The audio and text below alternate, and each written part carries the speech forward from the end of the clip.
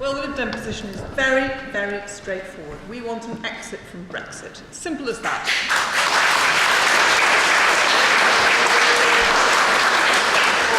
No fudging, no beating around the bush, no standing there wringing our hands. Just let's be honest about what we need to do. Because who is going to suffer? I'll tell you exactly who's going to suffer most, and that is the very people that Annalise wants to protect. Those are the people who are going to suffer either way. I'm sorry, but we have to take this on by the horns, because if we don't, it won't happen.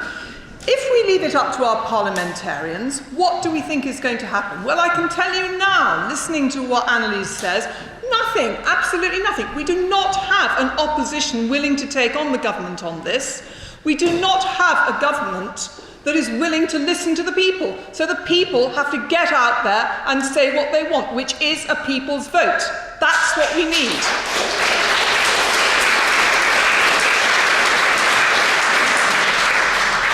Now, it's all very easy to stand up here and say that. The truth is, of course, it's much more complex. What we've heard tonight, I think, from our panellists, tells us just how complicated and complex this whole business is.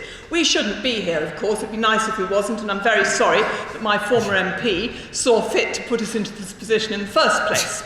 But we are where we are. But the fact remains that actually, unless we are willing to stand up and say what we believe is right, not what we think we ought to do just in case there might be a riot or two somewhere, but what is right for this country is what we have to focus on. And that is why we say an exit from Brexit is what we want. So that's as much as I really want to say.